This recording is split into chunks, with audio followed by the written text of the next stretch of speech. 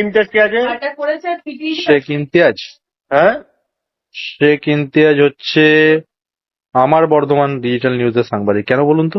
সব মেটেল গুলো কে দিচ্ছে আজকে? সাংবাদিক কেন্দ্র কে দিচ্ছে আজকে মেটেল গুলো? আচ্ছা ট্রু করে দেখে নেবেন, কোন মিথ্যা কথা বলছি না। ইমতিয়াজ কেন বাপকে ফোন করতে বলুন, কাল কিচ্ছে লাগে। কাকে? মহারাষ্ট্রের বাচ্চা কাকে ফোন করতে বলুন? ফোন করতে। ইমতিয়াজকে সুরে বাচ্চা বলছেন? হ্যাঁ বলছি। কেন? ওকে বলুন যে আমাদের আপনার দাদা সাহস আছে? আপনি দেখুন, রেকর্ড করে কালকে চালিয়ে দেবেন। রেকর্ড তো হচ্ছে, এটা তো রেকর্ড তো হচ্ছে, কালকে চালিয়ে দেবেন। আমি একটা কথা আপনাকে হ্যাঁ বলছি, শিওর? এটা আমার কি হবে, জেল হবে না ফাঁসি হবে, কি হবে? এটা কি হবে সেটা তো পরের ব্যাপার। সেটা তো কি হবে সেটা পরের ব্যাপার। আপনি যেটা করছেন স্বজ্ঞানে করছেন তো, না মদ ফদ মেরে করছেন?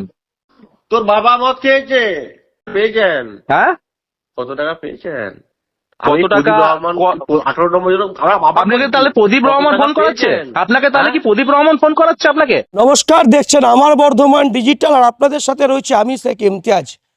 বর্ধমান পুরসভার 18 নম্বর ওয়ার্ডে একটি খবরকে কেন্দ্র করে গতকাল রাত্রি 9টা 18-19 নাগাদ শেয়ারা বাজারের দেবাশিস ঘোষ নামে এক ব্যক্তি, তিনি মদ্যপ অবস্থায় আমাদের সহকর্মী বিজয় কুমার রামকে ফোন করে আমার নাম করে অশ্লীল ভাষায় গালিগালাজ এবং কার্যত হুমকির সুর। আমি আজকে খণ্ডঘোষ থানায় অভিযোগ করে গেলাম, এই তার রিসিভ কপি। এবং বিগত কয়েকদিন ধরে অর্থাৎ 5ই সেপ্টেম্বর আমার খাগড়াগড়ের বাড়ি ভাঙার দিন থেকে বর্ধমান শহরে কিছু অসামাজিক ব্যক্তি, তারা কার্যত ফেসবুক সোশ্যাল মিডিয়াতে আমার ছবি ব্যবহার করে আমাকে বিভিন্ন রকমভাবে হেনস্থা, প্রাণে মারার চেষ্টা, হুমকির পোস্ট, ছবি দিয়ে কার্যত এই নোংরামিটা করছে। বর্ধমান দক্ষিণের বিধায়ককে আমি আজকের এই অনুষ্ঠানের মাধ্যমে, এই ভিডিওর মাধ্যমে আমি আবেদন করব যে কিছু ব্যক্তি আছে আপনার সঙ্গে ছবি তারা ফেসবুকে দিয়ে এই ধরনের অসামাজিক কাজকর্ম করছে, কার্যত হুমকির সুর দিচ্ছে। মানে যাদের পোস্ট তারা কিন্তু বোঝা যাচ্ছে হুমকি দিতে চাইছে। দেখতেন বারবার আমার নামে কার্যত হুমকির সুর। এবং গতকাল আমাদের সাংবাদিক, আমার সহকর্মী বিজয় কুমার রাম, তাকে কার্যত ফোন করে বলে ইমতিয়াজ কোথায়, ইমতিয়াজকে চাই। ইমতিয়াজের মা বোন তুলে অর্থাৎ অশ্লীল ভাষায় খিস্তি খামারি করছে। কে এই দেবাশিস ঘোষ? কোথা থেকে পাচ্ছে এত সাহস? কে দিচ্ছে তাকে সাহস? আমি জানতে চাই, আমি ইমতিয়াজ জানতে চাই। তার দৌড় কত দূর আছে, তার শিকড় কোথায় আছে? উফরে ফেলার ক্ষমতা আমার আছে, আমার আছে। পরিষ্কার বলতে চাইছি, আপনি কার পাওয়ারে উঠছেন, কার দৌলতে এত দাফাদাফি? আসুন আসুন সামনাসামনি এসে কথা বলুন, কত ক্ষমতা আমি দেখতে চাই।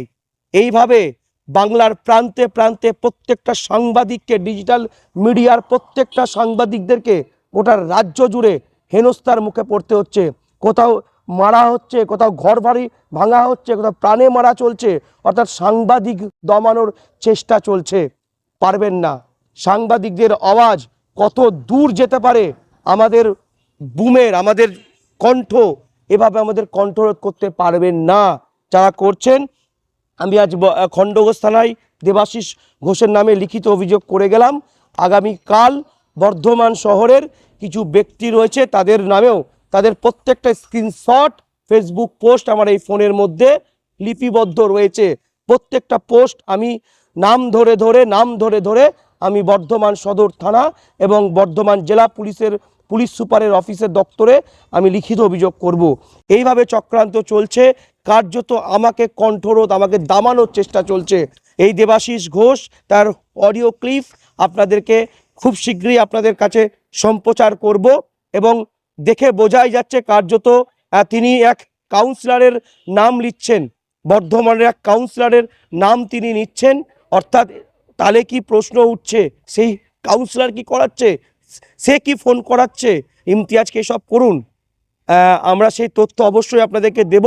এবং আজকে আরও একবার বলছি, শেয়ারা বাজারের দেবাশিস ঘোষ, তিনি আমাদের প্রতিনিধি, আমাদের সহকর্মীকে ফোন করে, রাত্রিবেলায় ফোন করে মদ্যপ অবস্থায় কার্যত অশ্লীল ভাষায় গালিগালাজ ইমতিয়াজের নাম ধরে।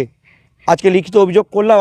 প্রশাসনের প্রতি আস্থা ভরসা রয়েছে, তারা এর যোগ্য ব্যবস্থা নেবে বলে আশা করি। দেখতে থাকুন, সঙ্গে রাখুন আমার বর্ধমান ডিজিটাল নিউজ।